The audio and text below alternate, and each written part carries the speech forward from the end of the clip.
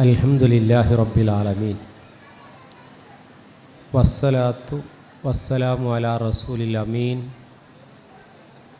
വ അലാ ആലിഹി വസഹബിഹി അജ്മഈൻ. അല്ലാഹുമ്മ സ്വല്ലി അലാ മുഹമ്മദിൻ വ അലാ ആലി മുഹമ്മദ് കമാ സ്വല്ലൈത അലാ ഇബ്രാഹീമ വ അലാ ആലി ഇബ്രാഹീം.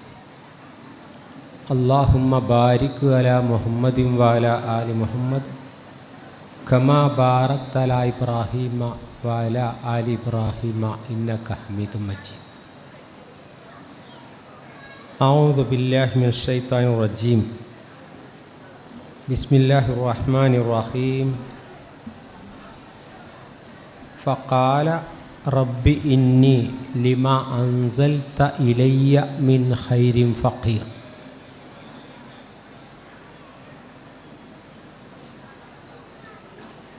ബഹുമാന്യരായ സഹോദരി സഹോദരന്മാരെ,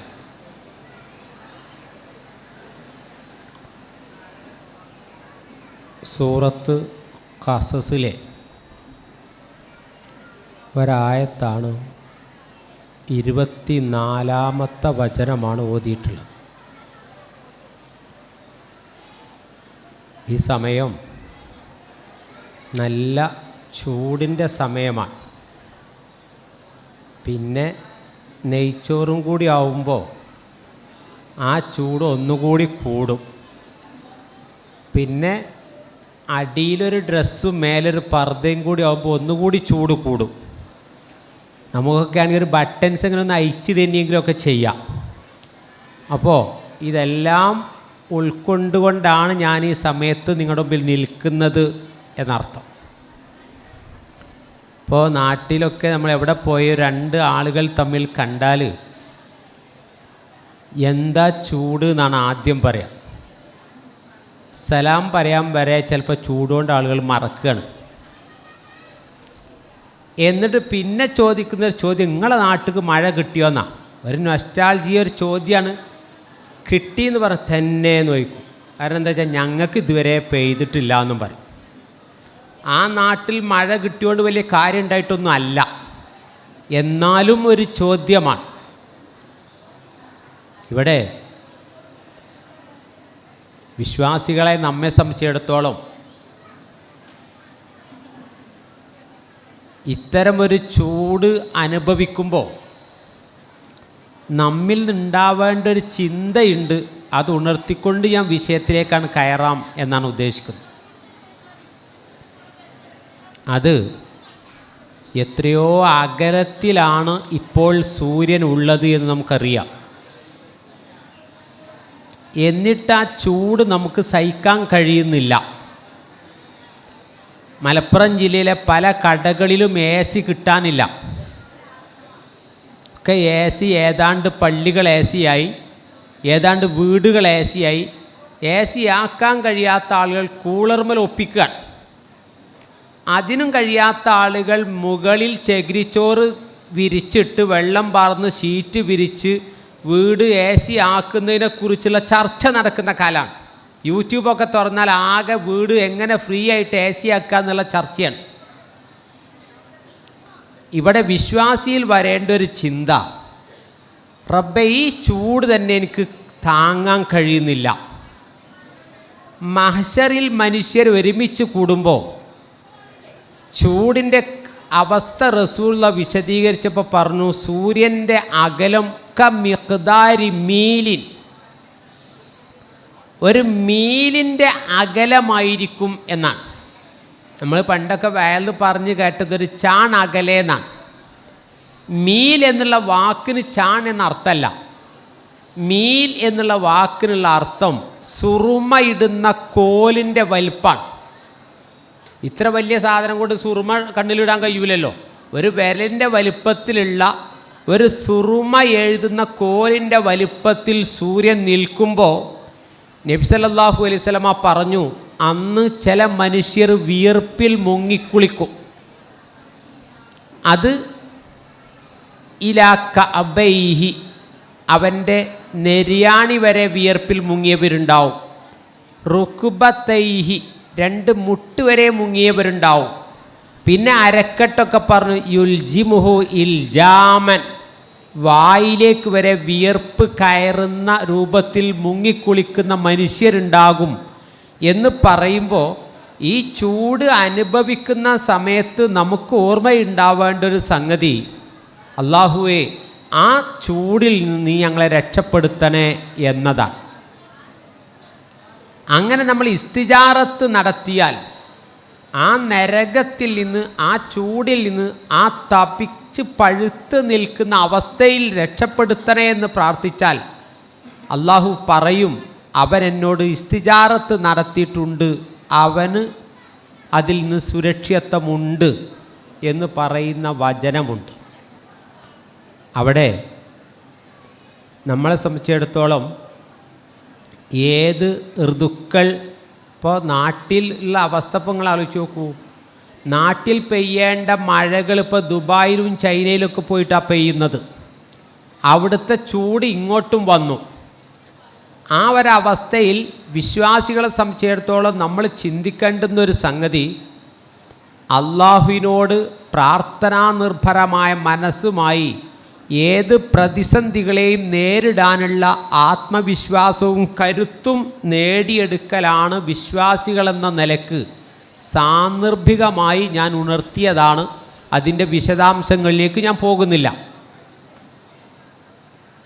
ഇനി എനിക്ക് അതിലാമുഖമായി സൂചിപ്പിക്കാനുള്ളൊരു സംഗതി, നമ്മൾ മനുഷ്യൻ, ആ മനുഷ്യൻ്റെ മൂല്യങ്ങൾ, അതിനെക്കുറിച്ചാണ് എനിക്ക് നിങ്ങളുമായി പങ്കുവെക്കാനുള്ളത്. നമ്മളൊക്കെ ഒരു ജൈവവർഗത്തിൽപ്പെട്ടവരാണ്. നമ്മളൊക്കെ ഒരു ജീവി മരിച്ച് അല്ലെങ്കിൽ ജീവൻ പോയി നമ്മളതൊരു കുഴി കുത്തി മൂടിക്കഴിഞ്ഞാൽ ചെടികൾക്ക് വളമായി മാറും. അതുപോലെ തന്നെയാണ് നമ്മുടെ ശരീരവും. ജൈവലോകവുമായി ബന്ധപ്പെട്ട് ചർച്ച ചെയ്യുമ്പോൾ കുറച്ച് സിങ്ക്, കുറച്ച് ഫോസ്ഫറസ്, കുറച്ച് മഗ്നീഷ്യം, കുറച്ച് കാർബൺ, അങ്ങനെ കുറേ മൂലകങ്ങളുടെ സമാഹാരമാണ് നമ്മുടെ ശരീരം. ആ മൂലകങ്ങളുടെ സമാഹാരമായ ശരീരമുള്ള മനുഷ്യൻ ചില പേരുകൾ കേൾക്കുമ്പോൾ നമ്മളാകെ ഞെട്ടും. ഔ, അയാളൊന്നും കാണാത്തതും അയാളുടെ കാലത്ത് ജീവിക്കാത്തതും വലിയ ഭാഗ്യമായി പോയി, അയാൾ അത്ര ക്രൂരനായിരുന്നു എന്ന് നമ്മൾ വിലയിരുത്തും. ഹിറ്റ്ലറെപ്പോലെ, മുസോളിനിയെപ്പോലെ, അങ്ങനെ ഒരുപാട് ആളുകൾ ആ ഗണത്തിലുണ്ട്. ചില പേരുകൾ കേൾക്കുമ്പോൾ റബ്ബേ അവരൊന്ന് കാണാൻ കഴിഞ്ഞില്ലല്ലോ, ആ കാലത്ത് ജീവിക്കാൻ കഴിഞ്ഞില്ലല്ലോ, അവരോടൊപ്പം അല്പകാലം സഹവസിക്കാൻ കഴിഞ്ഞില്ലല്ലോ എന്ന് സങ്കടം തോന്നും. റസൂലുള്ളയെപ്പോലെ, സിദ്ദീഖുൽ അക്ബറിനെ പോലെ ചില മഹാന്മാരെ നമ്മൾ അങ്ങനെയും ഓർക്കാറുണ്ട്. രണ്ടും മനുഷ്യരാണ്.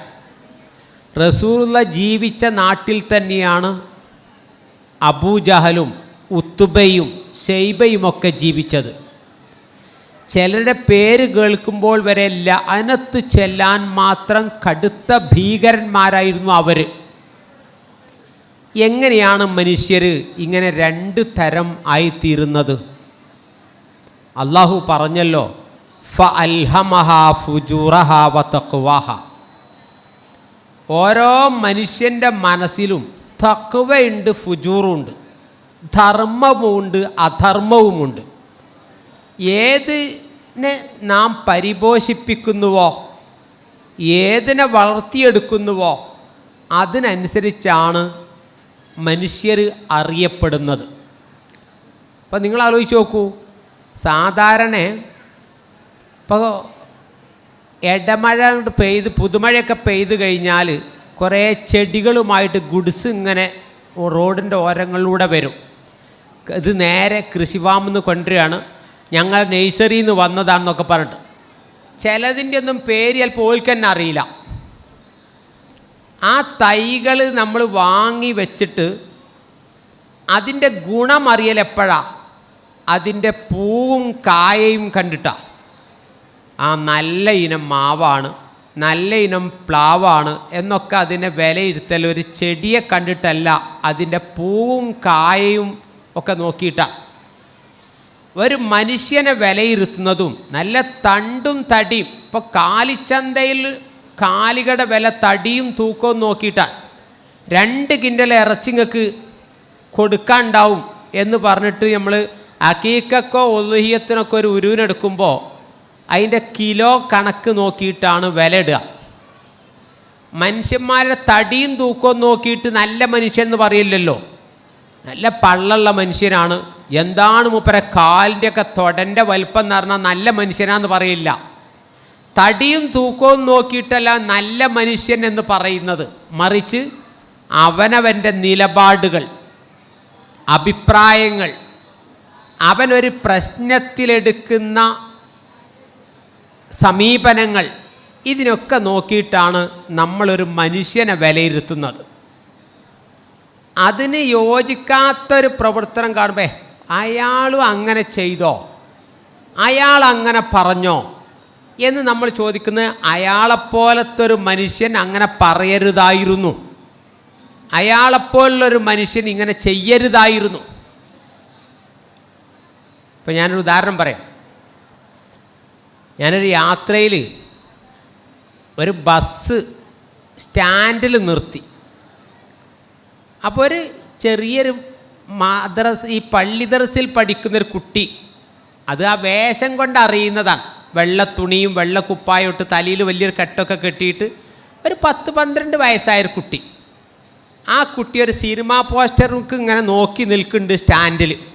സ്റ്റാൻഡിൽ ഒട്ടിച്ച വലിയൊരു സിനിമാ പരസ്യത്തിൻ്റെ പോസ്റ്ററുമൊക്കെ ഇങ്ങനെ നോക്കിയിട്ട് ഇങ്ങനെ ഇരിക്കുന്നുണ്ട്. അപ്പോൾ ബസ്സിൽ നിന്ന് 2 ആൾക്കാരുടെ കമൻറ്റ് നോക്കിയാണ് നിങ്ങൾ ആരെയപ്പം വിശ്വസിക്കുക. ഏത്? ഈ പള്ളി ദർസിൽ പഠിക്കാൻ പോകുന്നൊരു കുട്ടി ഒരു സിനിമൻ്റെ പോസ്റ്റർ വായിക്കുന്നത് ഇവർ ബസ്സിൽ നിന്ന് കാണുകയാണ്. കാരണം എന്താ? പള്ളി ദർസിൽ പഠിക്കുന്നൊരു കുട്ടിയെ നോക്കാൻ പാടില്ല എന്ന് നോക്കുന്ന ഇവർക്കും ഉണ്ടൊരു അഭിപ്രായം. ഇവരെ നോക്കിയിട്ടാണല്ലോ കാണുന്നത്. അപ്പോൾ ഇവർക്കത് പ്രശ്നമല്ല. പക്ഷെ ആ കുട്ടി അത് നോക്കിയപ്പോൾ അവർക്കൊരു പ്രശ്നം കണ്ടാൽ നോക്കിയാൽ നിങ്ങൾ ആ കുട്ടി ഉണ്ടാവും. എന്നിട്ട് ഓനിപ്പോൾ സിനിമാ പോസ്റ്റർ വായിക്കുകയാണ്. കാരണം ആളുകളൊരു ഇമേജ് ഉണ്ട്, എന്ത്? അയാൾ അത് ചെയ്യാൻ പാടില്ല. അതിപ്പോൾ മറ്റേ സാദാ സീതപ്പം നോക്കണ്ട, അതൊന്നും ഇപ്പോൾ നമുക്ക് നോക്കാൻ കഴിയില്ല എന്നതെന്താണ്?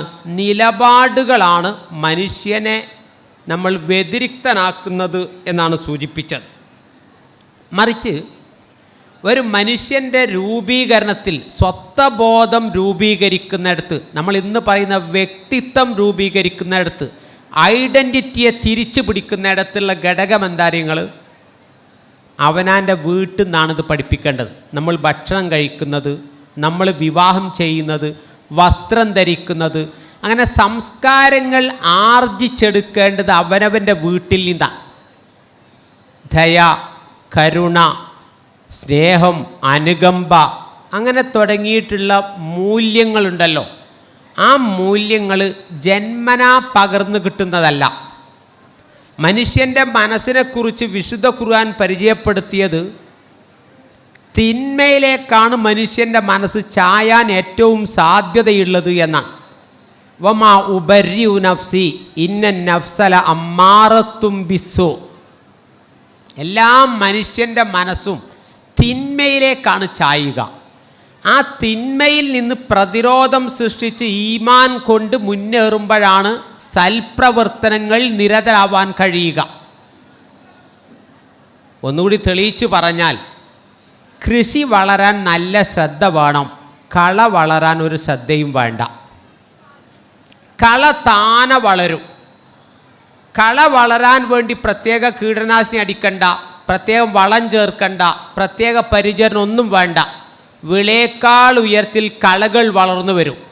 എന്നാൽ കളകൾ പറിച്ച് നന്നായി മെയിൻറ്റെയിൻ ചെയ്തെങ്കിലേ എന്തുണ്ടാവുള്ളൂ? കൃഷി ഉണ്ടാവുള്ളൂ. ഇതുപോലെ മനുഷ്യ മനസ്സിൽ അധാർമികതകൾ അറിയാതെ വരും. അതിന് നമ്മൾ പ്രത്യേക ഒരു പരിചരണവും വേണ്ട, തെർബിയത്ത് വേണ്ട, തസ്കിയത്ത് വേണ്ട, ഒന്നും വേണ്ട. ഒന്നും ചെയ്യാതിരുന്നാൽ മനസ്സ് മലിനമായിത്തീരും. ആ മലിനമാവാതിരിക്കാൻ ആത്മാവിന് കൊടുക്കുന്ന ഔഷധമാണ് നമസ്കാരവും ഈ സതുപദേശങ്ങളുമൊക്കെ അതിൻ്റെ ഭാഗമാണ്. അങ്ങനെ ഒരു മനുഷ്യൻ രൂപപ്പെടുകയാണ്. എൻ്റെ ജീവിതത്തിൽ എനിക്ക് ചെയ്യാൻ കഴിയുന്ന നന്മകൾ ചെയ്യണം. ആ നന്മ ചെയ്യാനുള്ളൊരാവേശവും അതിൻ്റെ സാഹചര്യങ്ങൾ ഉപയോഗപ്പെടുത്തുകയും ചെയ്യുമ്പോൾ അപ്പോഴാണ് ഒരു നല്ല മനുഷ്യൻ രൂപപ്പെട്ടു വരുന്നത്. ഒരു ഉദാഹരണം പറയാം, വിശുദ്ധ ഖുർആനിലെ ഒരു ഉദാഹരണം പറയാം. ഞാൻ ഓതി വെച്ച ആയത്തും അതാണ്. മൂസാ നബി അലൈഹി സ്വലാത്തു വസ്സലാം നാട് വിട്ടു പോകേണ്ടി വന്നു. എപ്പോഴാണ് നാട് വിട്ടു പോയത്? ഒരാൾ വന്നിട്ട് മൂസാ നബിയോട് പറയാണ്, ഇന്നൽ മല യഅ്തമിറൂന ബിക ലിയഖ്തുലൂക.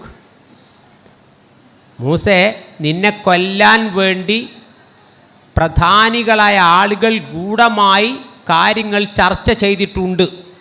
നീ അയാളെ അടിച്ച് വീഴ്ത്തിയതിന് പകരമായി നിന്നെ തട്ടിക്കളയണം എന്നവർ തീരുമാനിച്ചിട്ടുണ്ട്. ഫഖ്റുജ് ഇന്നി ലക മിനൻ നാസിഹീൻ.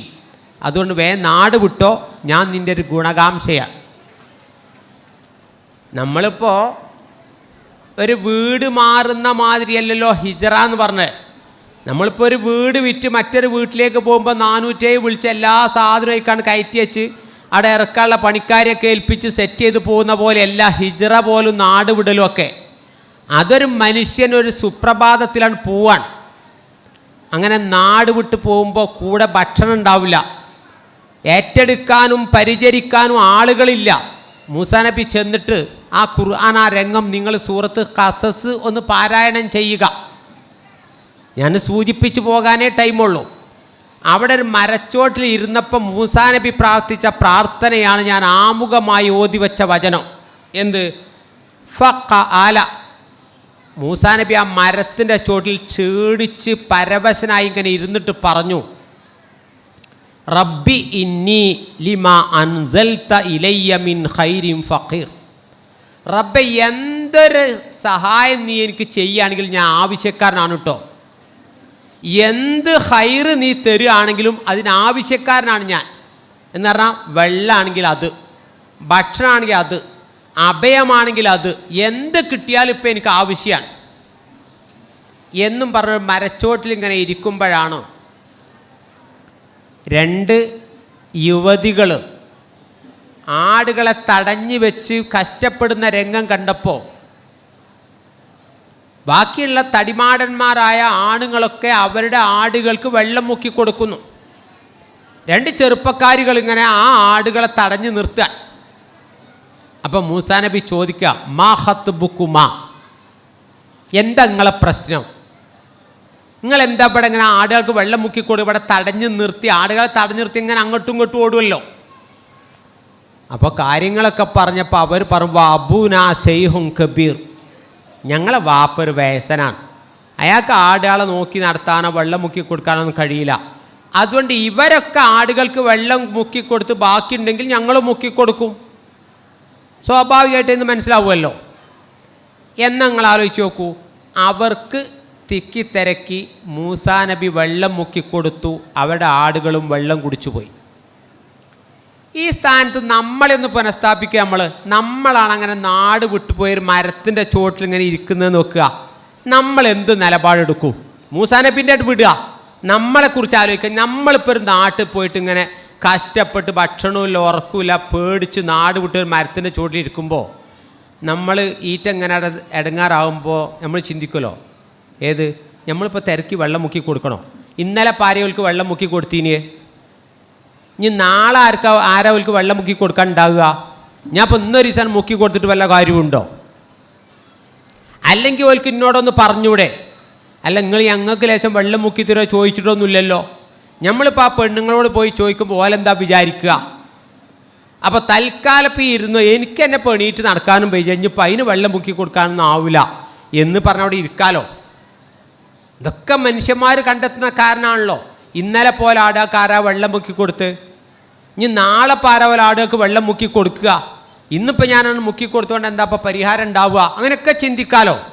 പക്ഷേ എനിക്കിപ്പോൾ നന്മ ചെയ്യാൻ കിട്ടിയൊരവസരമാണ് എന്ന് മനസ്സിലാക്കിയപ്പോൾ ആ നന്മ ചെയ്യാൻ. നിങ്ങൾ ആലോചിച്ച് നോക്കി, നമ്മളെ നാട്ടിലത്തെ ഒരു സംഗതി ഉണ്ടല്ലോ, നമ്മളിപ്പോൾ ഒരാളെ വീട്ടിലേക്ക് ഒരു പിരിവിന് പോയാലേ പിറ്റേന്നോ പിറ്റത്തെ ആഴ്ചയിലോ അയാൾക്ക് നമ്മൾ പിന്നെ പിരിവിന് പോവില്ലല്ലോ. എന്താണ് അയാളെന്താ വിചാരിക്കുക, ഞാൻ ഇപ്പോൾ കഴിഞ്ഞ ആഴ്ച പോയിട്ട് മുപ്പതോട് 10,000 റുപ്യ വാങ്ങി കൊടുത്തിട്ടുള്ളൂ, ഇനി നിങ്ങൾ വേണമെങ്കിൽ പോയിക്കോളി, ഞാൻ വീട് കാണിച്ചു തരാൻ ഞാൻ ഉണ്ടാവില്ലാറ്. എന്തുകൊണ്ടാണ് നമുക്ക് അങ്ങനെ തോന്നുന്നത്? നമ്മൾ നമ്മളെക്കുറിച്ച് ചിന്തിക്കുകയാണ്. അയാളോട് നമുക്ക് പറയാമല്ലോ, നിങ്ങൾക്ക് പുണ്യം ചെയ്യാൻ വേറെ അവസരമുണ്ട്, നിങ്ങൾ ചെയ്യുന്നുണ്ടോ ഇല്ലേ. അതുപോലെ ഈ ഒരു അവസരം മൂസാ നബിക്ക് കിട്ടിയതാണ്. ആ സമയത്ത് ആ പെൺകുട്ടികൾ അവർ ഇതുവരെ എങ്ങനെ വെള്ളം മുക്കി കൊടുത്തു ചിന്തിച്ചിട്ടില്ല. നാളെ ഇനി ആരാ വെള്ളം മുക്കി കൊടുക്കാൻ ചോദിച്ചിട്ടുമില്ല. എന്നാൽ ഈ ചുരുങ്ങിയ പക്ഷേ ആടൊക്കെ വെള്ളം മുക്കിത്തരാം, നിങ്ങളതിനെന്തേലും ചോറ് കൊണ്ടുവന്ന് തരുമോ ചോദിച്ചു, അതും ചോദിച്ചിട്ടില്ല. അങ്ങനെ ചോദിക്കാമല്ലോ, ഞാൻ ഇവിടെ വിശന്നിരിക്കുകയാണ്, ഞാൻ ആടൊക്കെ വെള്ളം മുക്കിയൊക്കെ തരാം, പക്ഷേ നിങ്ങൾ എന്തെങ്കിലും എനിക്ക് തരുമോ. അപ്പോൾ നിങ്ങൾ ഒരു ബസ് മറിഞ്ഞവരെ മോരും വെള്ളം കച്ചവടം ചെയ്യുന്ന ആൾക്കാരാണ് മലയാളികൾ. ഒരു ബസ്സിന് മറിഞ്ഞ് കുറേ അപകടം പറ്റി കുറേ ചോരയിലൊക്കെ കുളിച്ച് കുറേ ആംബുലൻസ് വന്ന ആളുകളൊക്കെ കയറ്റി പോണതിൻ്റെ ഇടയിലുണ്ടാവും ഒരാൾ മോരും വെള്ളം കച്ചവടം അവിടെ. കാരണം നാരങ്ങ വെള്ളം തർക്കമല്ലല്ലോ ആ സമയത്ത്. കാരണം നാരങ്ങ ചെറിയ മുറി പിഴിഞ്ഞാൽ തന്നെ ആളുകൾ നാരങ്ങ വെള്ളം കുടിക്കും. കാരണം എന്താ, ഇപ്പോൾ കിലോന് 200 റുപ്യാണ്. അന്നിപ്പോൾ അവിടെ നോട്ടല്ല, അവിടെ എന്താണ്. അങ്ങനെ ഉപകാരപ്പെടുത്തുന്ന ആളുകളെ സംബന്ധിച്ചിടത്തോളം മൂസാ നബിക്ക് ചോദിക്കാമല്ലോ, ഞാൻ വെള്ളം മുക്കിത്തരാം, പക്ഷേ നിങ്ങൾ അതിന് എന്തെങ്കിലും ഭക്ഷണമായിട്ടെങ്കിലും കൂലി തരേണ്ടി വരും, അങ്ങനെയും പറയാലോ. ഒന്നും പറഞ്ഞില്ല, ഒന്നും ചോദിച്ചതുമില്ല, അതിൻ്റെ പേരിലൊന്നും ആഗ്രഹിച്ചതുമില്ല, വെള്ളം മുക്കി കൊടുത്തു. ബാക്കി കഥ നിങ്ങൾക്കറിയാം. ഖുർആൻ പറയുന്നുണ്ട്, ആ ഒരൊറ്റ നന്മക്ക് അല്ലാഹ് 3 നന്മകളാണ് മൂസാ നബിക്ക് തിരിച്ച് ചെയ്തു കൊടുത്തത്. ഒരു നന്മയെ മൂസാ നബി ചെയ്തിട്ടുള്ള ആടുകൾക്ക് വെള്ളം മുക്കി കൊടുത്തു. അതിന് അല്ലാഹ് തിരിച്ച് ചെയ്ത് 3 നന്മയാണ്. ഏതാ 3 നന്മ? ഒന്നാമത്തെ നന്മ, ആ പെൺകുട്ടി വന്നിട്ട് പറഞ്ഞു, എൻ്റെ വാപ്പങ്ങളെ വിളിക്കുന്നുണ്ട് കൂലി തരാൻ. അങ്ങനെ അവിടെ ചെന്നപ്പോൾ വാപ്പയായിട്ട് സംസാരിച്ച പറഞ്ഞു, നിങ്ങളിവിടെ സുരക്ഷിതനാണ്, ഇനി ഭയപ്പെടേണ്ട. ഭയത്തിൽ നിന്നും മൂസാ നബിക്ക് നിർഭയത്വം കിട്ടി എന്നുള്ളതാണ് ഒന്നാമത്തെ അല്ലാഹ് ചെയ്തു കൊടുത്ത നിഅമത്ത്. നിർഭയായി ജീവിക്കുമ്പോൾ ഒരു മനുഷ്യന് വേണ്ടതാണ് രണ്ടാമത് വിവാഹം. അതിൽപ്പെട്ട ഒരു പെൺകുട്ടിയെ മൂസാ നബിക്ക് കല്യാണം ചെയ്തും കൊടുത്തു, രണ്ടാമത്തെ നന്മ. മൂന്നാമത്തെ നന്മ ഏതാണ്? അയാൾക്ക് കല്യാണം കഴിച്ചാൽ പോരല്ലോ, ജോലി വേണ്ടേ, കുടുംബം പുലർത്തണ്ടേ. അമ്മോശൻ ജോലിയാക്കി കൊടുത്തു, ആട് മേക്കുന്ന ജോലി. ഒരു നന്മക്ക് അല്ലാഹ് ചെയ്തു കൊടുത്ത് 3 നന്മകളാ തിരിച്ച്. അതുകൊണ്ടാണ് നമ്മളൊരു നന്മ ചെയ്യുമ്പോൾ കൂടുതൽ പ്രതീക്ഷിച്ചു കൊണ്ടല്ല ചെയ്യുക. ഒരു നന്മ ചെയ്തിട്ട് കൂടുതൽ തിരിച്ച് കിട്ടണമെന്ന് ആഗ്രഹിച്ചുകൊണ്ടല്ല നന്മ ചെയ്യേണ്ടത്. ഈ നന്മ ചെയ്യേണ്ടത് എൻ്റെ ബാധ്യതയാണ്, അത് ഞാൻ ചെയ്യേണ്ടതുണ്ട് എന്ന ഒരു നിലക്ക് കാര്യങ്ങൾ ചെയ്യുമ്പോഴാണ് ആ നന്മ അമലുസാലിയാത്തായിത്തീരുന്നത്. മറിച്ച് ആളുകൾ ഇപ്പോൾ ചെയ്യുമല്ലോ, നിങ്ങൾ ആലോചിച്ച് നോക്കൂ, നമ്മളിപ്പോൾ ഒരാൾക്ക് നന്മ ചെയ്യുമ്പോൾ നമ്മളെ മനസ്സിലുണ്ടോ, റബ്ബേ എങ്ങനെയൊക്കെ നടന്ന മനുഷ്യനെ ഇപ്പോൾ അയാൾ പാപ്പറായിപ്പോയില്ലേ, അയാളെ മക്കളൊന്നും ഇപ്പോൾ നോക്കാത്തതുകൊണ്ട് ഞമ്മക്കൊക്കെ ആ ഗതി വന്നാലോ. അങ്ങനത്തെ ഒരു സിമ്പതിയിൽ നിന്നല്ല നമ്മൾ നന്മ ചെയ്യേണ്ടത്. അതെന്തായാലും ഈ നന്മ ചെയ്യൽ എൻ്റെ ബാധ്യതയാണ് എന്ന നിലക്ക് നമുക്ക് നന്മ ചെയ്യാൻ കഴിയണം. അങ്ങനെ നന്മ ചെയ്യുമ്പോഴാണ് മൂല്യമുള്ള മനുഷ്യരായി സമൂഹത്തിൽ ജീവിക്കാൻ കഴിയുക. അപ്പം നിങ്ങൾ ആലോചിച്ച് നോക്കൂ, ആ മൂല്യങ്ങൾ നമ്മൾ എന്ത് ചെയ്യണം? കുഞ്ഞുനാളിലെ മക്കൾക്ക് പഠിപ്പിച്ചു കൊടുക്കണം. ലുക്മാൻ എന്ന പിതാവ് മകന് കൊടുക്കുന്ന ഉപദേശങ്ങളാണ് സൂറത്ത് ലുക്മാനിൽ പരാമർശിക്കുന്നത്. അതിൽ കുഞ്ഞു മനസ്സിലേക്ക് തന്നെ അല്ലാഹ് പകർന്നു കൊടുക്കുന്നത് ലുക്മാനിൻ്റെ ഉപദേശമായി ഖുർആൻ എടുത്തുദ്ധരിക്കുക, യാ ബുനയ്യ ലാ തുശ്രിക് ബില്ലാ. നിങ്ങൾ ആലോചിച്ച് നോക്കൂ, ചെറിയ കുട്ടിനോട് പറയാം, മോനെ ശിർക്ക് ചെയ്യരുത് കേട്ടോ, ഇന്ന ശിർക്കല ഉൽമുൻ അളീം. ആലോചിക്കുക, എനിക്ക് ഏറ്റവും സങ്കടം തോന്നിയൊരു സംഗതിയെ, നമ്മളെ നാട്ടിൽ 8-10 കൊല്ലം ദർസിലും പിന്നെ അറബി കോളേജിലൊക്കെ പഠിച്ച് ഒരുപാട് കൊല്ലം പഠിച്ച് 10-50 വയസ്സായിട്ട് ഇപ്പോഴും ശിർക്ക് എന്താ തിരിയാത്ത ആൾക്കാരുണ്ട്. ഓൽക്കിപ്പോൾ അത് ശിർക്കാവുമോ, വസീലത്ത് ശിർക്ക് ആവുള്ളോ, അത് ശിർക്കിലേക്ക് ആയിത്തീരുമോ എന്ന് തന്നെ സംശയമാണ്. ഈ ചെറിയ കുട്ടിക്ക് പിന്നെ ശിർക്ക് എങ്ങനെയാണ് തിരിയുക?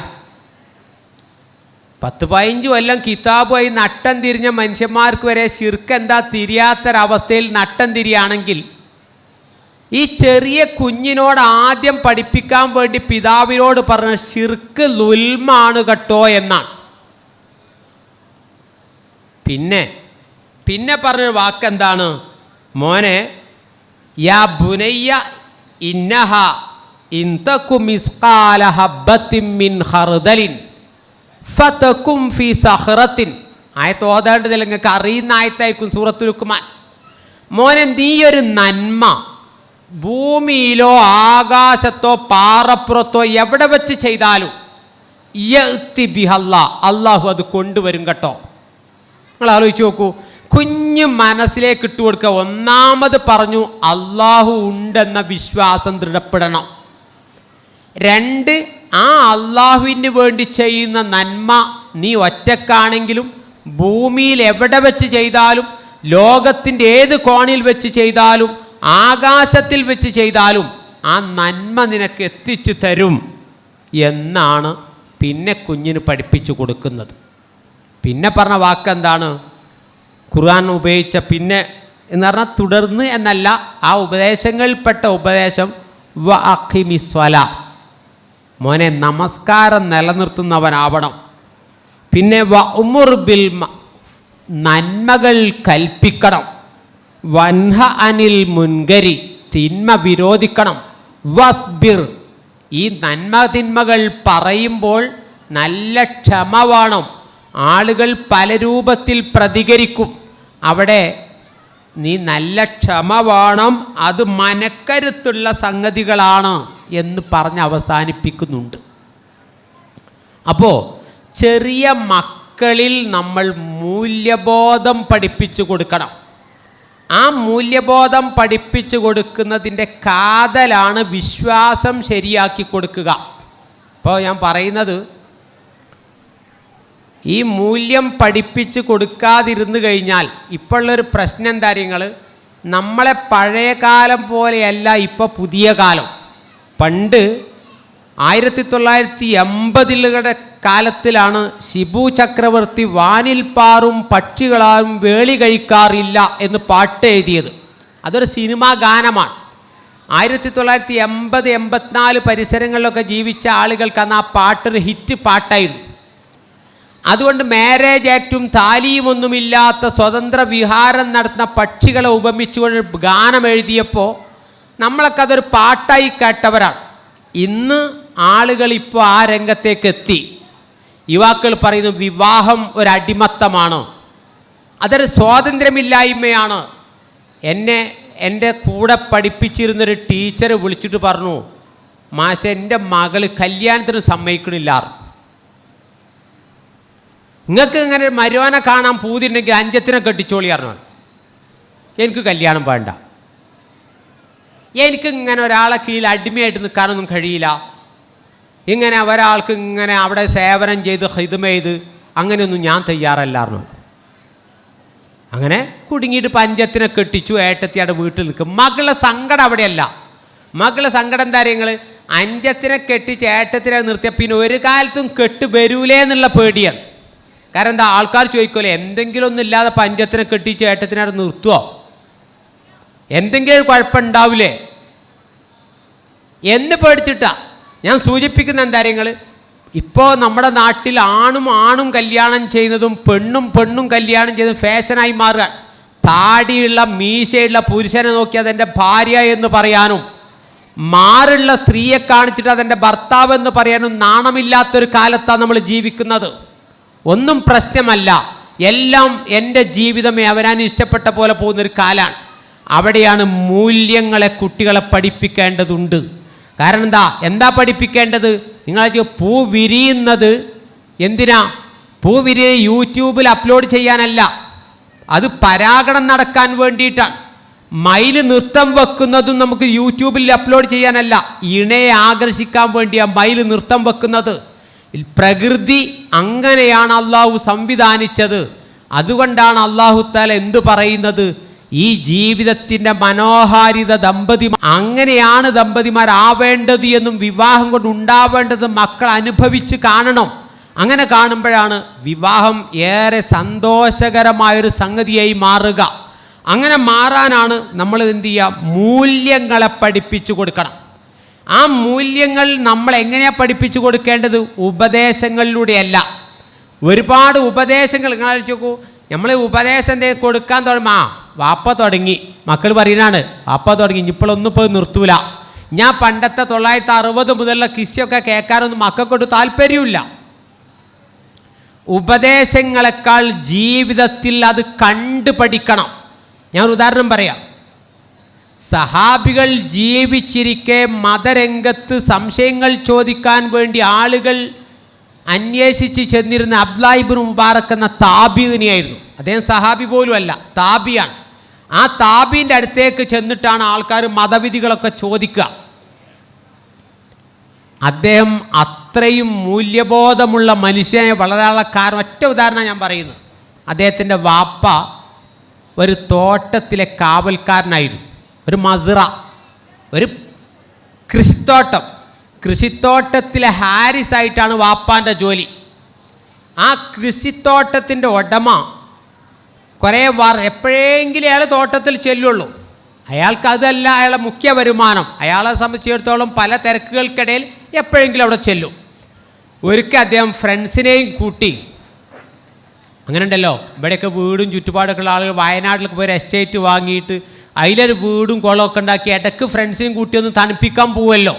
അക്കോലത്തിൽ ഇയാളെ ഫ്രണ്ട്സിനെയും കൂട്ടി മസ്റയിലേക്ക് വന്നിട്ട് അബ്ദുല്ലാഹി മുബാറക്കിൻ്റെ വാപ്പാനോട് പറഞ്ഞു, കുറച്ച് നല്ല മുന്തിരി പറിച്ചു കൊണ്ടുവന്നാണ് ആർക്ക്, ഗസ്റ്റിന് കൊടുക്കാൻ.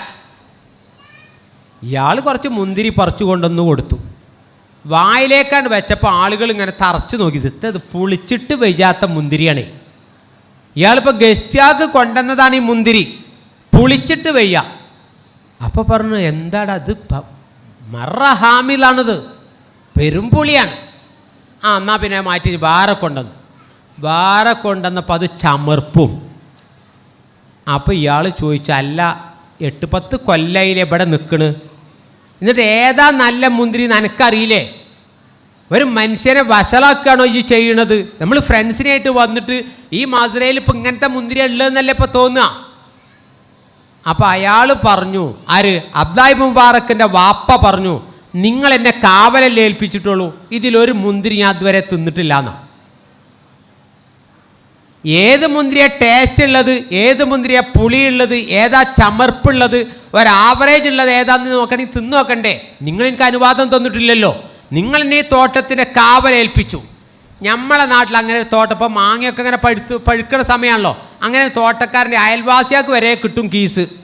കാരണം ഓൻ്റെ വീട്ടിലും മതിയായിട്ടേ ഓർക്കാപ്പുളി ഉണ്ടാവും, ചാമ്പക്ക ഉണ്ടാവും, പേരക്ക ഉണ്ടാവും, ഒക്കെ കീസും കഴിയും. അവൻ പറയാം, ഇതൊക്കെ ചീഞ്ഞു പോണല്ലേ, അയാൾ എപ്പോഴെങ്കിലും ഒന്ന് വരും, അല്ലെങ്കിൽ അയാൾ പണിക്കാരനെ പറഞ്ഞപ്പോൾ കുറച്ച് കൊടുത്തയച്ചാൽ മതി, അയാൾക്ക് ഇതൊന്നും വേണ്ട. പിന്നെ ഇത് ഓനുള്ള തന്നെയാണ്, ഓനെ ഏൽപ്പിച്ചാണല്ലോ. പിന്നെ ഓൻ ചിലപ്പോൾ എന്ത് ചെയ്യും, ചിലപ്പോൾ പാർട്ട് ടൈമായിട്ട് ബുക്കും ചെയ്യും, ആളുകൾക്ക് മാർക്കറ്റിക്കും കൊടുക്കും. കാരണം ഓന് പ്രശ്നത്തുമില്ല, ഓൻ തന്നെയാണ് ഇപ്പം എന്തായാലും മിനി മുതലാളികൾക്ക് ഓൻ നടക്കുന്നത്. കാരണം എന്താ, അവിടെയാണ് മൂല്യബോധം ഉണ്ടാവേണ്ടത്. ഹറാമായൊരു മുതൽ രുചിക്കാതെ ജീവിച്ചപ്പോൾ അദ്ദേഹത്തിൻ്റെ മകനും എത്രത്തോളം നിറങ്ങൾ ആ സൂക്ഷ്മത. അബ്ദുല്ലാഹി മുബാറക് ഒരിക്കങ്ങനെ അയാളെ മകൻ, ഇനി ആ മകൻ്റെതാ പറയുന്നത്, മകൻ അബ്ദുല്ലാഹി ഇബ്നു മുബാറക് ഒരു യാത്രയിൽ ആളുകൾ അദ്ദേഹത്തോട് മതവിധി ചോദിച്ചപ്പോൾ ഒരാൾ പറഞ്ഞു, അബ്ദുല്ലാഹി മുബാറക് ഒന്ന് എഴുതി തരുമോ, അതൊന്ന് എഴുതി തരുമോ? അപ്പോൾ അയാൾ പറഞ്ഞു, പേനല്ല എൻ്റെ കയ്യിൽ. പേന അവിടെയുള്ള ഒരാളോട് കടം വാങ്ങി വായ്പ വാങ്ങിയിട്ട് എഴുതി കൊടുത്തു. അറിയാതെ പേന കീശയിൽ കുത്തി. യാത്ര പോയി, യാത്ര തുടർന്നു. പക്ഷേ കുറേ കിലോമീറ്റർ എത്തിയപ്പോഴാണ് കീശയിലെ പേന കാണുന്നത്. ആ പേന കണ്ടപ്പോൾ അബ്ദുല്ലാഹി മുബാറക് പറഞ്ഞു, യാത്ര തിരിച്ചു വിടണം. അവിടെയാണ് ആ പേന വാങ്ങിയ ആളുള്ളത്, അത് തിരിച്ചു കൊടുക്കണം. നിങ്ങൾ ആലോചിച്ച് നോക്കിയേ, 5 റുപ്യേൻ്റെ ഒരു പേനക്ക് ആരെങ്കിലും പോയി ചെയ്യുമോ? നമ്മൾ ചിന്തിക്കുന്ന കാരണം എന്താ, നിങ്ങൾ ടാങ്കിലുള്ളതാണോ ടാപ്പ് കൂടെ വരിക? ടാങ്കിൽ കൽക്കം വെള്ളമാണെങ്കിൽ ടാപ്പിൽ കൽക്കം വെള്ളം തന്നെ ഉണ്ടാവുക. ഇത് ടാങ്ക് വാപ്പാൻ്റെ ക്വാളിറ്റിയാണ്. വാപ്പ അത്ര 10 കൊല്ലം ഹാരിസായി നിന്നിട്ടൊരു മുന്തിരി പോലും തിന്നു നോക്കാതെ ആ ഹാരിസിൻ്റെ പണിയെടുത്ത് ജീവിച്ചപ്പോൾ ആ ക്വാളിറ്റി മക്കൾക്കുണ്ടായി എന്നുള്ളതാണ് സംഗതി. അവിടെ ഞാൻ സൂചിപ്പിക്കുന്നത് ആദർശ കൈമാറ്റം കുറേ ഉപദേശങ്ങളല്ല, ജീവിതം കണ്ടുകൊണ്ടാവണം എന്ന് സൂചിപ്പിച്ചത്. മൂല്യങ്ങളെ പകർന്നെടുക്കേണ്ടത്. ഞാനൊരു ഉദാഹരണം പറയാം. ഞാനൊരു രാവിലെ പ്രഭാതത്തിൽ ഒരാളെ ഹജ്ജിന് കൊണ്ടേക്കാൻ വേണ്ടി പോവാം. എന്താ അങ്ങനെ പോകാനുള്ള കാരണം എന്ന് വെച്ചാൽ പിറ്റേന്ന് കോഴിക്കോട് ജില്ല ഹർത്താൽ പ്രഖ്യാപിച്ചു BJP. അന്നാണ് അയാൾക്ക് ഹജ്ജിന്, ഈ ഹജ്ജ് ക്യാമ്പൊന്നല്ല കേട്ടോ, വിദേശത്തിന് ക്ഷണം കിട്ടി പോവാണ് അയാൾ. അപ്പോൾ അയാളിനോട് പറഞ്ഞു, ഇന്ന പണ്ഡിതൻ്റെ വീട്ടിലാക്കി തന്നാൽ മതി, അവിടുന്ന് മൂപ്പരെ വണ്ടിയിൽ ഞാൻ പോയിക്കോളും, അവിടെ ജില്ലാ അതിർത്തി കഴിച്ചിട്ടിയാൽ മതിയാണ്. അങ്ങനെ പണ്ഡിതൻ്റെ വീട്ടിൽ രാവിലെ സുബഹി നമസ്കരിച്ച് പോവാം. അപ്പോൾ മുമ്പിൽ കുറേ ചെറുപ്പക്കാരുണ്ട്. കുറച്ച് കാരണം എന്താ പറയുക, ഹർത്താലാണല്ലോ, ആരെങ്കിലുമൊക്കെ തടയാൻ നിന്നാലും ഒരു 4-5 ചെറുപ്പക്കാർ ജീപ്പിലുണ്ട്. ഞങ്ങളൊരു വണ്ടിയിൽ ഇങ്ങനെ പോവാം. കാരണം റോഡ് സൈഡ് വലിയ കല്ലൊക്കെ ഇട്ടിട്ടുണ്ടെങ്കിൽ ഒന്ന് എടുത്തു മാറ്റാൻ ആരോഗ്യമുള്ള കുറച്ച് ചെക്കന്മാർ. പ്രശ്നങ്ങളൊന്നും ഉണ്ടായില്ല. ഇയാളെ വീട്ടിലെത്തിയപ്പോൾ ഈ പണ്ഡിതൻ പറഞ്ഞു, നിങ്ങൾ 12 ആൾക്ക് ഒരുമിച്ച് ചായ തരാനുള്ള ഗ്ലാസ് ഇവിടെ ഇല്ല, നിങ്ങൾ വരുമെന്ന് പറഞ്ഞിട്ടുമില്ലല്ലോ, അതുകൊണ്ട് ഇത്ര ആൾ കുടിച്ചിട്ട് ബാക്കിയുള്ള ആളുകൾ കുടിക്കുക, അതല്ല പ്രശ്നം. അങ്ങനെ ഞങ്ങളവിടെ ഇങ്ങനെ ഇരിക്കുന്നതിൻ്റെ ഇടയിൽ ഇയാളെ മകൻ ഫീസ് ചോദിക്കാൻ വേണ്ടി വന്നു. തലേന്ന് പറഞ്ഞിട്ടുണ്ടാവാം, അല്ലെങ്കിൽ നേരത്തെ പറഞ്ഞിട്ടുണ്ടാവാം. അവന് എന്തോ ഒരു ഫീസ്. ഇപ്പം ഫീസ് കാരണം ഓടി വന്നിട്ട് ഇടത്തെ കൈ നീട്ടി.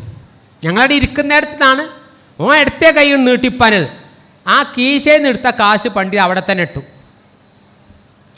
ചോദിച്ചപ്പോൾ പൈസ എടുത്തിരുന്നു. ഇടത്തെ കൈ നീട്ടിയപ്പോൾ ഇയാൾ ആ കാശ് അവിടെ തന്നെ ഇട്ടു.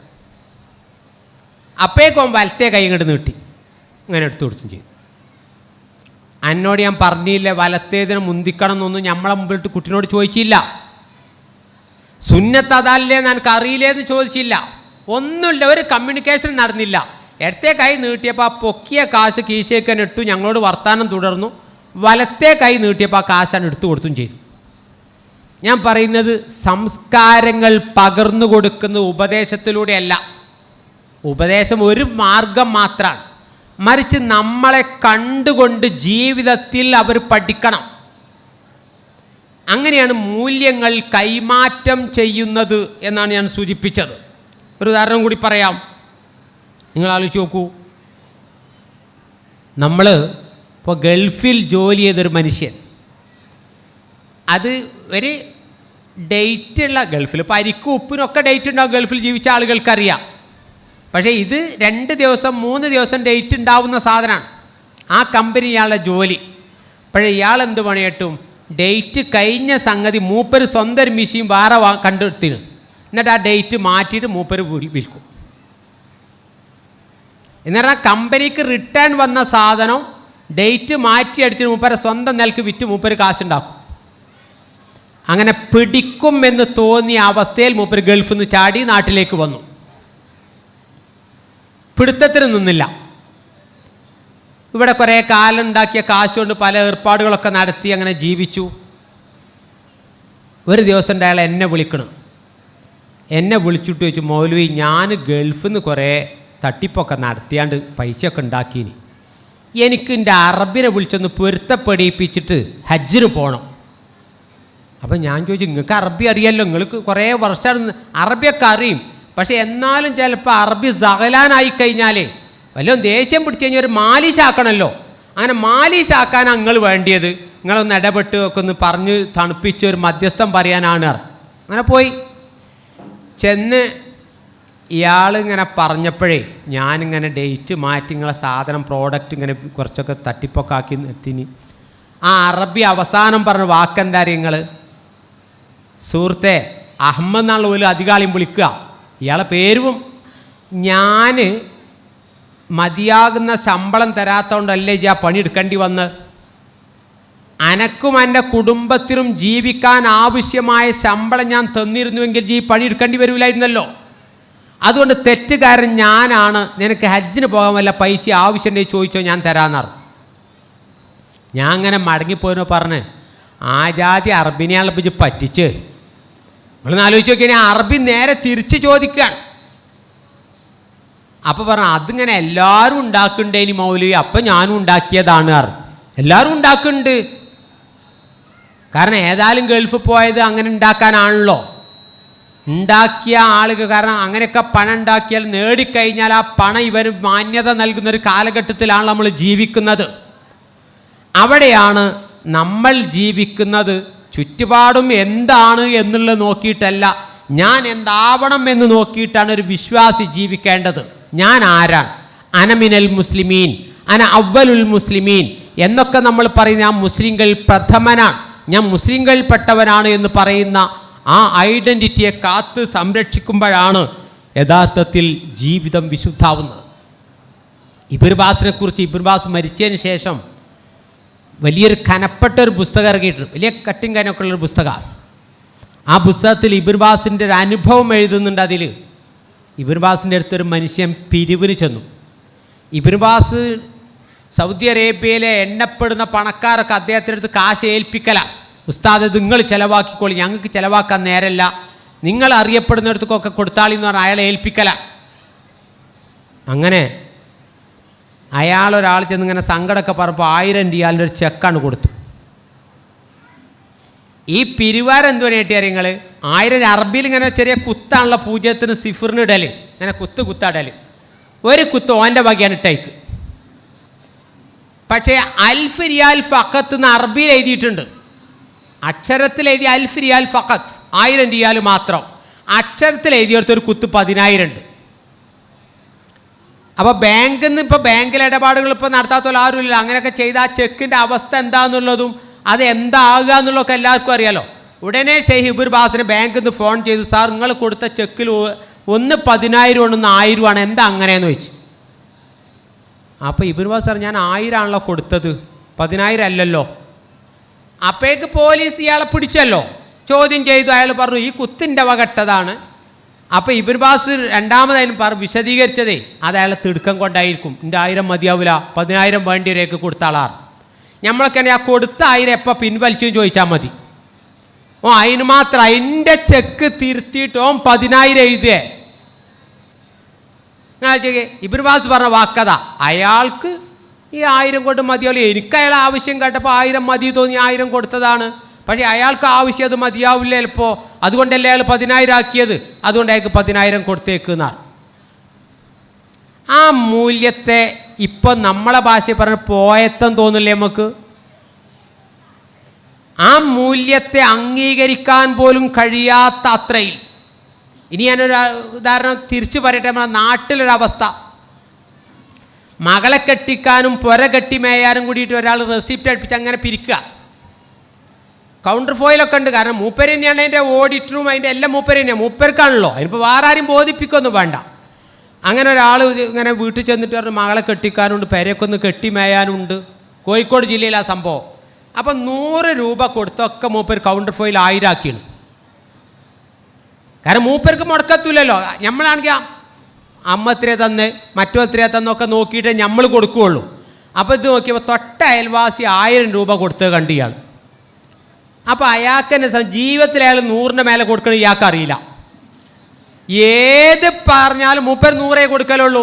അയാൾ 1000 കൊടുത്ത് കണ്ടപ്പോഴേ ഇയാൾ അപ്പം തന്നെ ഫോൺ ചെയ്ത്, അല്ല എൻ്റെ അടുത്തേക്ക് ഇപ്പോൾ ഒരു മകളെ കെട്ടിക്കാനുള്ളൊരു പിരിവാരം വന്നു, ഞാൻ ഇജ്ജ് എത്രയെ കൊടുത്തു, ഞാൻ 100 ആണ്. അപ്പോൾ പോലീസിനെ വിളിച്ച് ഞാൻ പോലീസിനെ ഏൽപ്പിച്ചു ചെയ്തു. ഇത് നമ്മളെ നാട്ടിലെ അവസ്ഥയാണ്. ഇയാൾ കൊടുത്തിട്ടില്ല, ഇയാൾ കൊടുക്കണേന് പിന്നെ അയാൾ 100 കൊടുത്തത് 1000 ആക്കി എന്ന് പറഞ്ഞപ്പോഴേക്ക് അയാളെ പോലീസിൽ വിളിച്ച് ഏൽപ്പിച്ചു. അപ്പം അയാൾ പറഞ്ഞു, മാഷി പോലീസിനോട് പറഞ്ഞു, ഞാനിത് എൻ്റെ കൗണ്ടർ ഫയലാണല്ലോ, ഇത് വേറെ ആരും ബോധിപ്പിക്കേണ്ടിയൊന്നുമില്ലല്ലോ, ആൾക്കാർ ഇത് നോക്കിയിട്ടേ തരുള്ളൂ, അതുകൊണ്ട് ഞാൻ 100 1000 ആക്കിയതാണ് പറഞ്ഞു. നമ്മളെ നാട്ടിൽ സക്കാത്ത് വരെ കൊടുക്കൽ അങ്ങനെ. അമ്മദാജ് എത്രയെ തന്ന്, അയാൾ 2000 എന്നാൽ എൻ്റെ 2000 ഇരിക്കുമെന്ന് അറിയാം. സക്കാത്ത് വരെ കൊടുക്കൽ അങ്ങനെയാണ്. അമ്മദാജിൻ്റെ വരും അത്ര പറമ്പ് എസ്റ്റേറ്റ് ഒന്നും എനിക്കില്ല, എൻ്റെ ഒന്ന് 2000 എഴുതിക്കോ, 1500 മതി ശരിക്കും എന്നാ പറയാം.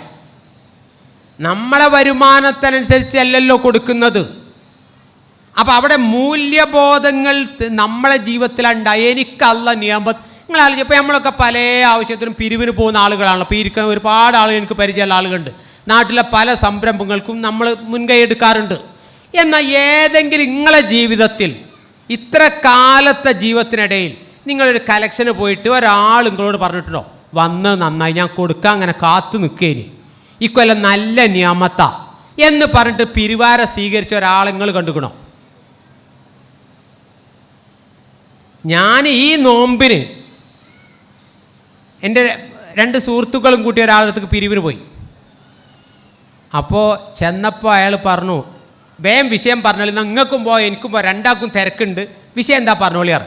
അപ്പം ഞാൻ പറഞ്ഞു, 1 സെൻറ്റ് ഭൂമി നിങ്ങൾ വഖഫ് ചെയ്യണം എന്ന് പറയാനാണ് പോകുന്നത്. ആയിക്കോട്ടെ, 1 സെൻറ്റിന് എത്ര വരുന്നു വെച്ച് 80,000 റുപ്യ വരുന്ന. ശരി, കബൂലാക്കിയാർ. പകുതി പൈസ ഇപ്പം തരും, പകുതി പൈസ അടുത്ത മാസം വന്ന് ഓഫീസിൽ നിന്ന് വാങ്ങിക്കോളി എന്ന് പറഞ്ഞു. കഴിഞ്ഞല്ലോ, നമ്മൾ പിരിഞ്ഞിറങ്ങി. അപ്പോൾ വണ്ടിൻ്റെ എന്നിട്ട് അയാൾ പറഞ്ഞു, എത്താ മൗലി കൊടുക്കണേന്, ഇത് കബൂലാക്കിന് മുമ്പ് എന്താ ഇപ്പം കൊടുക്കണേന്, 80,000 എന്താ കൊടുക്കണേന് കുഴപ്പം, ഇപ്പം എൻ്റെ സ്റ്റോക്ക് വെച്ചിട്ട് എനിക്ക് 1.5 കോടി രൂപ ലാഭം കിട്ടിയാറ്. അന്നൊരു പവന് 50,120.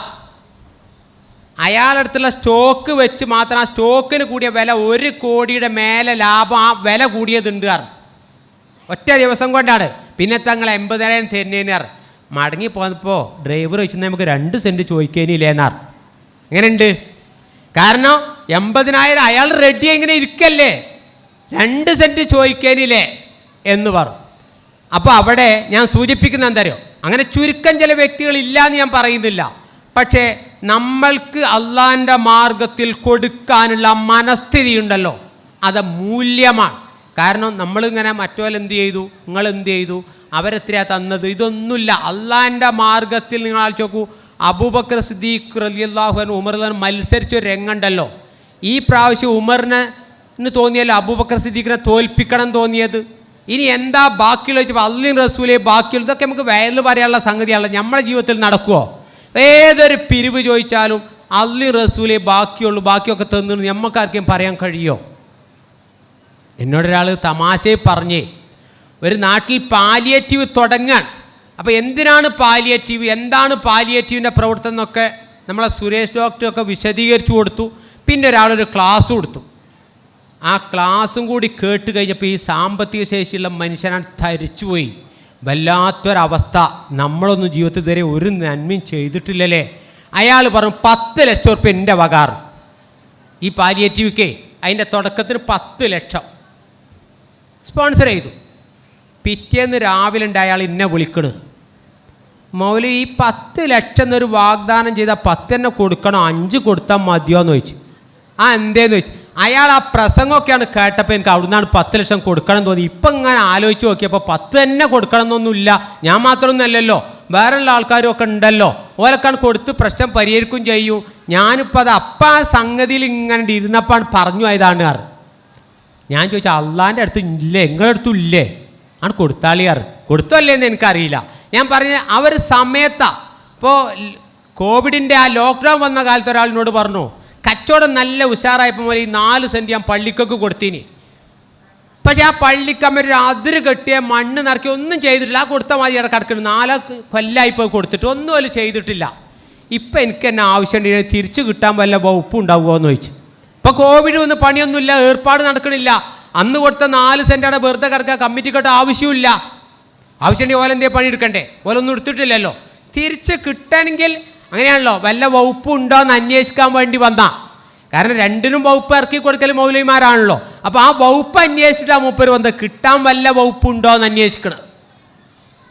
നിങ്ങൾ ആലോചിച്ച് നോക്കൂ, അവിടെയാണ് മൂല്യം എന്ന് പറയുന്നത്. അത് ആപേക്ഷികമായി മാറരുത്. ഖുർആൻ പറഞ്ഞല്ലോ, കശജറത്തിൻ ത്വയ്യിബ, ഒരു സുന്ദര വൃക്ഷം പോലെ, അസ്ലുഹാ സാബിത്തുൻ വഫറുഹാ ഫിസ്സമാ, വാനലോകത്ത് പടർന്നു പന്തിച്ചുള്ള മരം. നിങ്ങൾ അയച്ചു നോക്കൂ, മരം സീസൺ അനുസരിച്ച്. ഇപ്പം നിങ്ങൾ അയച്ചു നോക്കൂ, തേങ്ങ ഉൽപ്പാദിപ്പിക്കുന്ന തെങ്ങ് മാങ്ങ ഉൽപ്പാദിപ്പിക്കൂല, അത് തേങ്ങിനെ ഉൽപ്പാദിപ്പിക്കുള്ളൂ. പരിസരത്ത് ഏത് മരം ഏത് ധർമ്മം നിർവഹിച്ചാലും ഓരോ മരം അതിൻ്റെ ധർമ്മം നിർവഹിക്കുന്ന പോലെ മുസ്ലിമിൻ്റെ ധർമ്മം നിർവഹിച്ച് മുന്നോട്ട് പോകും.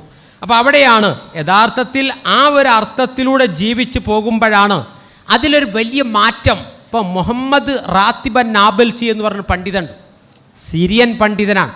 ഇപ്പോഴും ജീവിച്ചിരിപ്പോൾ 85 വയസ്സ് കഴിഞ്ഞ് ജോർഡാനിൽ ജീവിക്കുന്ന, ഇസ്ലാമിക ലോകത്ത് ഒരുപാട് ഇസ്ലാമിക സൈറ്റുകളുള്ള മതപഠനത്തിൻ്റെ ഒരു ലോകമാണ് അദ്ദേഹത്തിന്. അതിൽ അദ്ദേഹം പറയുന്നൊരു സംഭവമുണ്ട്. ഞാൻ നിത്യജീവിതത്തിലൊരു ഉദാഹരണം പറയാം. അദ്ദേഹം പറയുന്നുണ്ട്, സഹാബികളെ ചരിത്രം മാത്രം പറയണമെന്നൊന്നുമില്ല, നമ്മുടെ നാട്ടിലുമുണ്ട് അനുഭവങ്ങൾ എന്ന് പറഞ്ഞ മൂപ്പർ പറഞ്ഞു. ഒരു സ്ത്രീയുടെ ഭർത്താവ് മരിച്ചു പറഞ്ഞു. ഭർത്താവ് മരിച്ചപ്പോഴേ ഭാര്യ പഴയ കടലാസുകളും അയാളുടെ കുറേ ബില്ലും, ഇപ്പോൾ ചില ആളുകളൊക്കെ ഉണ്ടല്ലോ KCB അടച്ച കറണ്ട് ബില്ല് വരേണ്ട എല്ലാം അന്നത്തെ മുതൽപ്പഴേ സൂക്ഷിച്ച് വെച്ചുകൊണ്ടുണ്ടാവും. മെഡിക്കൽ ഷാപ്പിൽ നിന്ന് വാങ്ങിയ മരുന്നിൻ്റെ ബില്ല് ഒന്നായിട്ട് സൂക്ഷിച്ച് വെച്ചോളും. അങ്ങനെ അതുപോലെ അങ്ങനെ സൂക്ഷിച്ച് വെക്കണം. വലിയ ആവശ്യം ഉണ്ടായിട്ടൊന്നുമല്ല, എന്തെങ്കിലും ആവശ്യം ഉണ്ടെങ്കിലോ എന്നാലും സൂക്ഷിച്ച് വെക്കണം. അങ്ങനെ ഭർത്താവ് മരിച്ചപ്പോൾ ഈ പഴയ കടലാസൊക്കെ ഇങ്ങനെ മേശയിൽ നിർത്തി ഇങ്ങനെ ഒഴിവാക്കിക്കൊണ്ടിരിക്കുകയാണ്. ഇതേ ഇപ്പോൾ ജോർഡാനിലാണ് അയാൾ ജീവിക്കുന്നത് കേട്ടോ. അദ്ദേഹം പറയാം, അങ്ങനെ ഇങ്ങനെ എടുത്ത് നോക്കിയപ്പോൾ ഒരു കടലാസ് ഇങ്ങനെ ചുരുണ്ട് അത് വായിച്ചു നോക്കിയപ്പോൾ ഒരു കത്ത. ഈ ഭർത്താവിനൊരു ഭാര്യ വേറുണ്ട് പറഞ്ഞു. അയാ ഭാര്യൻ്റെ കത്താണ് ഈ കടലാസ് കൂട്ടത്തിൽ നിന്ന് ഈ ഭാര്യയ്ക്ക് കിട്ടുന്നത്. നമ്മളൊക്കെ നാട്ടിലാണ് പ്രഷറാണ്ട് കൂടുന്നത്, പിന്നെ എവിടെ എത്തിയെന്ന് പറഞ്ഞാൽ മതി. അതുവരെയുള്ള സംഗതിയൊക്കെ പോയിട്ട് നമ്മളെ മരിച്ച ഭർത്താവിന് വേറെ ഭാര്യയും കുട്ടികളും വേറെ സ്ഥലത്തുണ്ട്, ഇതുവരെ അറിഞ്ഞില്ല എന്ന് പറഞ്ഞാലേ പിന്നത്തെ ആ കടലാസും ആ വേസ്റ്റും ഒക്കെ എറിയാലൊക്കെ പിന്നെ ഒരു എറിച്ചിലായിരിക്കും. നമ്മളിങ്ങനെ നമ്മൾ ചിന്തിച്ചാൽ മതിയല്ലോ, നമ്മളെ അവസ്ഥയിൽ നമുക്കാണ് അങ്ങനെ ഉണ്ടായതെങ്കിൽ ഉണ്ടാകുന്നൊരു അവസ്ഥ ആലോചിച്ച് നോക്കി നിങ്ങൾ. നാബൽസി പറയാം, ആ കത്ത് കിട്ടിയവിടെ ആ കത്ത് വായിച്ചിട്ട് അദ്ദേഹം ആ പെണ്ണെന്ത് ചെയ്താൽ നിങ്ങൾ ആ ഭാര്യനെ കാണാൻ വേണ്ടി പോവാം. ഇപ്പോൾ എനിക്കറിയുന്നൊരു കുടുംബം, അയാൾക്ക് 2 ഭാര്യ ഉണ്ടായിരുന്നു. ആദ്യത്തെ ഭാര്യയ്ക്ക് കുറേ കഴിഞ്ഞിട്ടാണ് അറിവ് കിട്ടിയ രണ്ടാമത് ഭാര്യ ഉണ്ട്. അങ്ങനെ ആദ്യത്തെ ഭാര്യയുള്ള മകളെ കല്യാണം ക്ഷണിക്കാൻ വേണ്ടി പോണ പോക്കിൽ ഒരു ബസ് സ്റ്റോപ്പിൽ വെച്ചിട്ട് ഒരു പെണ്ണിനോട് ഇയാൾ ചിരിച്ചു. അപ്പോൾ ആരാണ്? അതാണ് എൻ്റെ ശത്രു എന്ന് പറഞ്ഞു. ഇയാൾ ഒറ്റ ചാട്ട ഓടുന്ന ബൈക്ക് വന്ന് ഊരത്തിയാണ് വീണും ചെയ്തു. എന്നിട്ടും അവൾ പോയി തല്ലി ആ പെണ്ണിനെ. അപ്പോൾ ആ തരിപ്പിലൊന്നും നോക്കാതെ ആ ഭാര്യനെ പോയി തല്ലി ആ ബസ് സ്റ്റോപ്പിലിട്ടിട്ട്. എന്നാൽ നാബൽസി പറയുന്നത്, ഈ കത്ത് കിട്ടിയപ്പോൾ അഡ്രസ്സ് അന്വേഷിച്ച് തേടി പിടിച്ച് ആ ഭാര്യയെ കണ്ടിട്ട് പറഞ്ഞു, എന്നാൽ നിങ്ങളുടെയും എൻ്റെയും ഭർത്താവ് മരിച്ചുപോയി, എനിക്ക് കിട്ടുന്ന 8-1 പകുതി നിങ്ങൾക്കാണ്, ആ പകുതി സ്വത്ത് തരാൻ വേണ്ടി ഞാൻ വന്നിരിക്കുന്ന ആ സ്വത്ത് കൊടുക്കുന്ന രംഗം അദ്ദേഹം വിശദീകരിക്കുന്നുണ്ട്. അപ്പം മൂല്യം എന്ന് പറയുന്നത് നമ്മൾ കാണുന്ന ജാടകളും വേഷഭൂഷാദികളും അല്ല, ഒരു മനുഷ്യൻ്റെ മനസ്സിലുള്ള മൂല്യബോധത്തെയാണ് യഥാർത്ഥത്തിൽ നമുക്ക് ഒരുപാട് ചരിത്രങ്ങൾ കാണാം. ഇസ്ലാമിൻ്റെ ചരിത്രത്തിൽ എമ്പാടും ഉദാഹരണങ്ങളുണ്ട്. ഇത്തരം സമ്പന്നമായൊരവസ്ഥ ജീവിതത്തിൽ മൂല്യങ്ങളെ മുറുകെ പിടിക്കുമ്പോഴാണ് ഒറ്റ അവസാനിപ്പിക്കാൻ. മലയാളത്തിലെ എഴുത്തുകാരൻ C. രാധാകൃഷ്ണൻ അദ്ദേഹം പറയുന്നൊരു വാക്കുണ്ട്. തിരൂരിൽ നിന്ന്, പൊന്നാനിയിൽ നിന്ന് തിരൂരിലേക്ക് വരുന്ന അവസ്ഥയിൽ തോണിയിൽ ഇങ്ങനെ വരുമ്പോൾ അദ്ദേഹത്തിന് മുമ്പേ പറക്കുന്ന പക്ഷികളിൽ അദ്ദേഹം എഴുതി വെച്ചൊരു സംഭവം മാത്രം പറഞ്ഞ് അവസാനിപ്പിക്കുകയാണ്. അപ്പോൾ അതിൽ തോണിയിൽ നല്ല തിരക്കാണ് രാവിലെ. ആളുകളും വിദ്യാർത്ഥികളും ജോലിക്കാരും ഒക്കെ. അത് ചമ്പ്രവട്ടം പാലം വരുന്നതിന് മുമ്പ് C. രാധാകൃഷ്ണൻ പഠിക്കുന്ന വിദ്യാർത്ഥിയെ കാലത്ത് അനുഭവം എഴുതിയതാണ്. ഒരു വെറ്റില കച്ചവടക്കാരൻ തിരൂർ ചന്തയിൽ വെറ്റില വിൽക്കാൻ വേണ്ടി വരുന്ന കച്ചവടക്കാരൻ 2 കെട്ട് വെറ്റിലുണ്ട് അദ്ദേഹത്തിൻ്റെ അടുത്ത്. ഒന്ന് ഇന്നലെ മാർക്കറ്റിൽ വിറ്റ് പോകാത്ത വെറ്റില, അത് ഇന്ന് മാർക്കറ്റിൽ 2ാം നമ്പറായി വിൽക്കാനുള്ളതാണ്. ഒന്ന് ഇന്ന് പറിച്ച ഫ്രഷായ വെറ്റിലയും. ഈ 2 വെറ്റിലക്കെട്ടും. അപ്പോൾ ഒരു വിദ്യാർത്ഥി ചോദിക്കുകയാണ്, ഇത് രണ്ടും ഇങ്ങനെ 2 കെട്ട് നിങ്ങൾക്ക് ഒറ്റക്കെട്ടാക്കി വെച്ചാൽ അത്രയും തിരക്ക് അവിടെ ആൾക്ക് നിൽക്കാലോ. അപ്പോൾ മോനെ, അത് ഒന്ന് ഇന്നലത്തതും ഒന്ന് ഇന്നത്തതുമാണ്. പൊന്നാനിക്കാരൻ കാതിർക്ക ഇയാളോട് പറയണം, ഒന്ന് ഇന്നലത്തെ പഴയതാണ്, ഒന്ന് ഇന്നത്തെ ഫ്രഷാണ്. ആ സമയത്ത് അയാൾ ചോദിച്ചു, ഈ രാവിലത്തെ കച്ചവടത്തിൽ ഏതാ പഴയത് പുതിയതൊക്കെ അറിയാണ്ട് വിറ്റ് പോവില്ലേ, നിങ്ങൾക്കൊരൊറ്റ കെട്ടാക്കി വെച്ചാൽ പോരെ. അപ്പോൾ കാതിർക്ക പറഞ്ഞു, മോനെ പടച്ചോൻ കാണൂലേ, ഇത് കച്ചവടം ചെയ്യുന്ന തിരക്കിൽ പഴയതും പുതിയതൊന്നും അറിയാതെ കച്ചവടം നടത്തിയാലും പടച്ചോൻ കാണൂലേ. C. രാധാകൃഷ്ണൻ പറയുന്നുണ്ട്, കാതിർക്കയാണ് മതവിശ്വാസിയിൽ മതമുണ്ടാക്കുന്ന പരിവർത്തനം, അതിനെത്രത്തോളം സ്വാധീനമുണ്ട് എന്നെ പഠിപ്പിച്ചത് കാതിർക്കയാണ് എന്ന് അദ്ദേഹത്തിൻ്റെ പുസ്തകത്തിൽ പറയുന്നുണ്ട്. അപ്പം മൂല്യം സമൂഹത്തിൽ കാത്ത് സംരക്ഷിക്കുന്നത് വ്യക്തികളിലൂടെയാണ്. അങ്ങനെ വ്യക്തികളുടെ മൂല്യം കാത്ത് സൂക്ഷിക്കുമ്പോഴാണ് അത് നല്ല ഒരു ഉത്തമ സമൂഹമായി മാറുക. അത്തരമൊരു സമൂഹമായി ജീവിച്ച് മുന്നോട്ട് പോവാൻ, ആ നന്മയുടെ പൂർത്തീകരണം പരലോകത്ത് വിജയികളുടെ കൂട്ടത്തിലായിത്തീരുവാനും പ്രവർത്തിക്കുകയും പ്രാർത്ഥിക്കുകയും ചെയ്യുക. അള്ളാഹു കബൂൽ ചെയ്യുമാറാകട്ടെ. റബ്ബന ആതിന ഫിദ്ദുനിയ ഹസന വഫിൽ ആഖിറതി ഹസനതൻ വഖിന അദാബന്നാർ.